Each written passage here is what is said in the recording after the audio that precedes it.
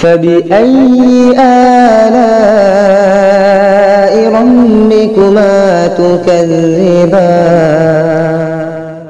بسم الله الرحمن الرحيم الحمد لله رب العالمين والعاقبة للمتقين والصلاة والسلام على سيد الأنبياء والمرسلين وعلى آله وصحبه أجمعين أما بعد.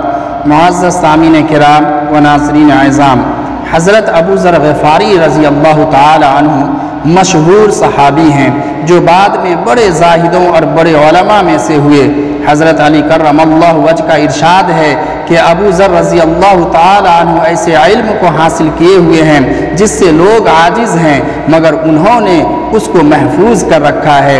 جب ان کو حضور اقدس صلی اللہ علیہ وسلم کی نبوت کی پہلی خبر پہنچی تو انہوں نے اپنے بھائی کو حالات کی تحقیق کے واسطے مکہ بھیجا کہ جو شخص یہ دعویٰ کرتا ہے کہ میرے پاس وحی آتی ہے اور آسمان کی خبریں آتی ہیں، اس کے حالات معلوم کریں اور اس کے کلام کو غور سے سنیں. وہ مکہ مکرمہ آئے اور حالات معلوم کرنے کے بعد اپنے بھائی سے جا کر کہا کہ میں نے ان کو اچھی عادتوں اور عمدہ اخلاق کا حکم کرتے دیکھا اور ایک ایسا کلام سنا جو نہ شعر ہے نہ کاہنوں کا کلام ہے.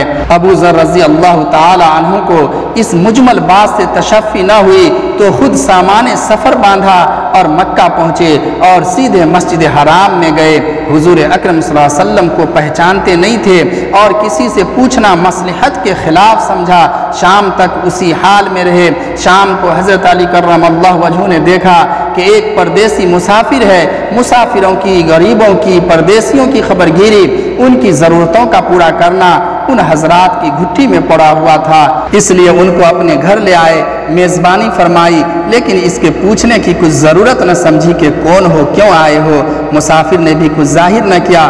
صبح کو پھر مسجد آ گئے اور دن بھر اسی حال میں گزرا کہ خود پتہ نہ چلا اور دریافت کسی سے کیا نہیں.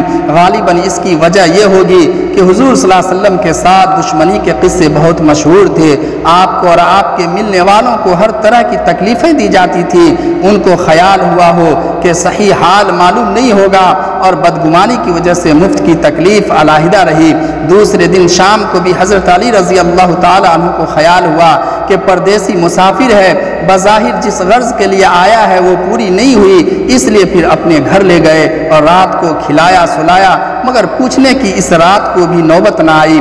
تیسری رات کو پھر یہی صورت ہوئی تو حضرت علی رضی اللہ تعالی عنہ نے دریافت کیا. فرمایا کہ تم کس کام سے آئے ہو، کیا غرض ہے؟ تو حضرت ابو ذر نے پہلے ان کو قسم اور عہد و پیمان دیے اس بات کی کہ وہ صحیح بتائیں. اس کے بعد اپنی غرض بتلائی. حضرت علی کرم اللہ وجہ نے فرمایا کہ وہ بے شک اللہ کے رسول ہیں اور صبح کو میں جب جاؤں تو تم میرے ساتھ چلنا، میں وہاں تک پہنچا دوں گا، لیکن مخالفت کا زور ہے، اس لیے راستہ میں اگر مجھے کوئی شخص ایسا ملا جس سے میرے ساتھ چلنے کی وجہ سے تم پر کوئی اندیشہ ہو تو میں پیشاب کرنے لگوں گا یا اپنا جوتا درست کرنے لگوں گا. تم سیدھے چلتے رہنا، میرے ساتھ ٹھہرنا نہیں جس کی وجہ سے تمہارا میرا ساتھ ہونا معلوم نہ ہو.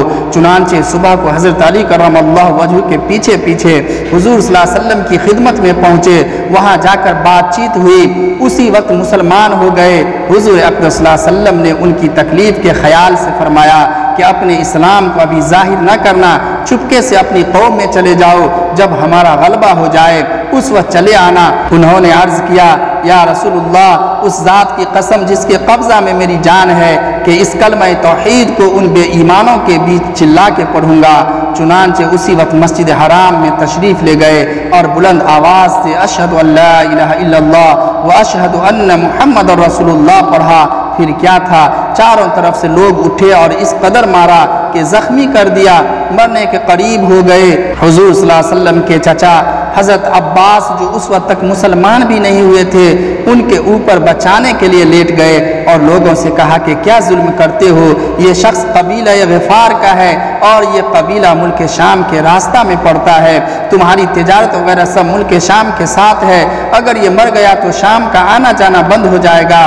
اس پر ان لوگوں کو بھی خیال ہوا کہ ملک شام سے ساری ضرورتیں پوری ہوتی ہیں، وہاں کا راستہ بند ہو جانا مصیبت ہے، اس لیے ان کو چھوڑ دیا. دوسرے دن پھر اسی طرح انہوں نے جا کر پھر بآواز بلند کلمہ پڑھا اور لوگ اس کلمہ کو سننے کی تاب نہ لا سکتے تھے، اس لیے ان پر ٹوٹ پڑے۔ دوسرے دن بھی حضرت عباس نے اسی طرح ان کو سمجھا کر ہٹایا کہ تمہاری تجارت کا راستہ بند ہو جائے گا۔ دوستو، حضور صلی اللہ علیہ وسلم کے اس ارشاد کے باوجود کہ اپنے اسلام کو چھپاؤ، ان کا یہ فعل حق کے اظہار کا ولولہ اور غلبہ تھا کہ جب یہ دین حق ہے تو کسی کے باپ کا کیا جاتا ہے جس سے ڈر کر چھپایا جائے۔ اور حضور صلی اللہ علیہ وسلم کا منع فرمانا شفقت کی وجہ سے تھا کہ ممکن ہے تکالیف کا تحمل نہ ہو، ورنہ حضور صلی اللہ علیہ وسلم کے حکم کے خلاف صحابہ کی یہ مجال ہی نہ تھی، چونکہ حضور اقدس صلی اللہ علیہ وسلم خود ہی اسلام پھیلانے میں ہر قسم کی تکلیفیں برداشت فرما رہے تھے۔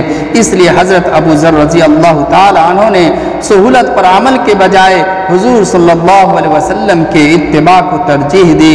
یہی ایک چیز تھی کہ جس کی وجہ سے ہر قسم کی ترقی دینی اور دنیاوی صحابہ کرام رضی اللہ عنہم اجمعین کے قدم چوم رہی تھی، اور ہر میدان ان کے قبضہ میں تھا۔ جو شخص بھی ایک مرتبہ کلمہ شہادت پڑھ کر اسلام کے جھنڈے کے نیچے آتا تھا، بڑی سے بڑی قوت بھی اس کو روک نہ سکتی تھی، اور نہ بڑے سے بڑا ظلم اس کو دین کے اشاعت سے ہٹا سکتا تھا۔ دعا ہے کہ اللہ تعالی ہم سب کو بھی صحابہ کرام رضی اللہ تعالی عنہم کے نقش قدم پر چلنے کی توفیق عطا فرمائے۔ آمین یا رب العالمین۔